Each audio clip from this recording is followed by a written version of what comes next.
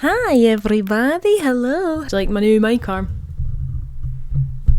that stretches unnecessarily far. How you doing? Please enjoy this as well. I'm trying something new by putting stuff on the telly instead of just having a big empty screen behind me when I film. I thought I'd try do something new. Do you like it? Tell me how you feel about it. I'm an avid collector of things, right? And for today's video, I want to take you through my Conqueror medal collection. They're all laid out neatly in front of my telly in chronological order, and I'm going to take you through each one and tell you a bit about it and how I got them and what they do and stuff. Yeah, that's what we're doing today. I've got 6 medals so far, currently working on my 7th. Just realised some people probably don't know what Conqueror medals are, so let me explain that first.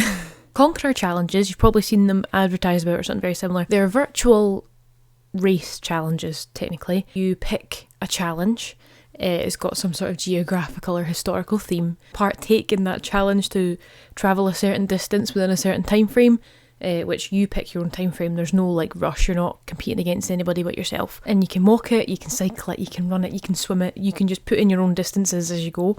This is not sponsored, by the way. This is going to sound like a massive advert, but it's absolutely not sponsored, I promise you. I started these challenges over a year ago because in lockdown I got very, very lazy, as many of us did. So I thought, why don't I just do one of these, and that gives me a reward for walking about and doing stuff, and it motivated me to go out the house and actually do things. It was the first lockdown, so it was when you were allowed to go out once a day for a walk. Mind that. That was archaic, wasn't it? I have it connected to my Apple Watch, so I just put in my little thing and it automatically updates the Conqueror app on my phone with my distances, but you can manually put them in, which means it's very easy to cheat, but you're only cheating yourself, you lazy git. But basically at the end of this challenge, once you complete it, you get a shiny wee medal through the post. I'll show you the medals in a minute, but first I want to tell you about my current challenge that I'm doing, which is the Marathon to Athens. The original marathon, basically, from Marathon to Athens, which I'm an archaeologist and ancient historian, so I know a bit about that. During the war, a total of 26.2 miles, and my time frame is 6 weeks, which is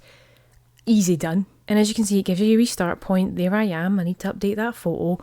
And then you run or walk all the way here. These little water bottles are signs of like every time you hit one, a bit of plastic's taken out the sea.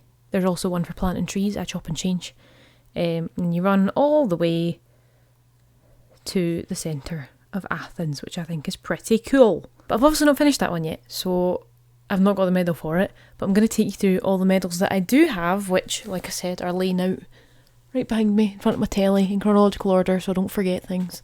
So I'm going to take you through them now and give you a wee bit of background info, and then if you want to do it, you can pick the same ones as me. There's a bunch on the website, by the way.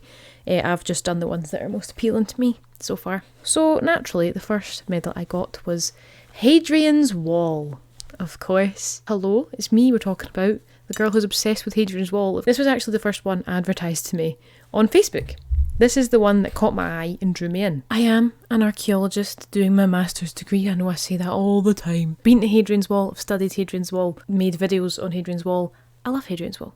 So this really drew me in. And as you're doing the walk, you get little postcards and stuff that tells you about the area you're walking through, or about the archaeology and historic sites around you. It's pretty cool. Lovely red with a little Roman helmet, says there, 90 miles. Hadrian's Wall's 90 miles long, because you didn't know. And the straps decorated with stones, because Hadrian's Wall is made out of what? Stone. So this walk takes you along the line of the wall, obviously, which I also just did in my most recent YouTube video, mucking about on Hadrian's Wall in Assassin's Creed Valhalla, if you like want to see that. And I think it's gorgeous. I think the red pops so nicely. The Romans have always been red as well. In my mind, it's always Greece is blue, Rome is red. Don't know why. But the next historical-ish one is the Inca Trail, and this was my second medal. This one was 26.2 miles, so one of the shorter distances on the website. And this medal goes up Machu Picchu, which was really, really cool to see all the Inca ruins and stuff. The strap of this one's just got kind of Inca Aztec-y vibes on it, and the back is what gets me. The back is gorgeous. Which, despite being an archaeologist and ancient historian, I don't know much about the Inca or the Aztecs, because my uni just doesn't teach much about that, to be honest. They don't really go into that in detail. But I just thought it was really cool looking. And that's my second one. The next one I did was the English Channel. This one's 21 miles, which is the shortest distance, or at least at the time when I did this, it was the shortest distance they had on the website. I feel like there's more added now, so this is no longer the shortest distance, but this was when I did it. And that's why I did it, because I wanted to just collect all the medals in order, but you know, it's fine. They added more, it's fine. Of course, this one goes from England to France, in case you don't know where the English Channel is. A nice, simple, wavy band with a wee English flag and a wee French flag on it and all. And on the back, there's a lovely wee kraken.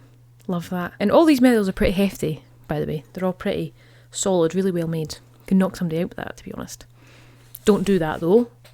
But you could. We're halfway there, gang, halfway there. This is actually going much quicker than I thought it was going to be, but that's absolutely fine. Next up, we have my Mount Fuji Challenge medal. This is one of the most gorgeous medals that I have so far. This one is 46 miles climbing Mount Fuji, and I think it's gorgeous. Not only this side, but look at this reverse.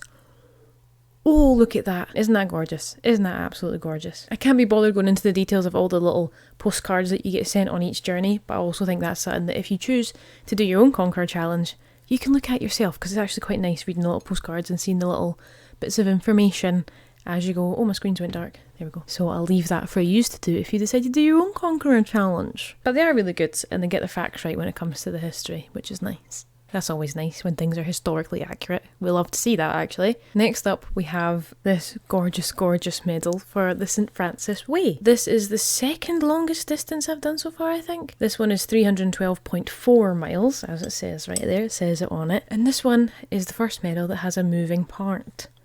Look at that. There's wee St. Francis. Oh, and he's away again. Oh, and he's back.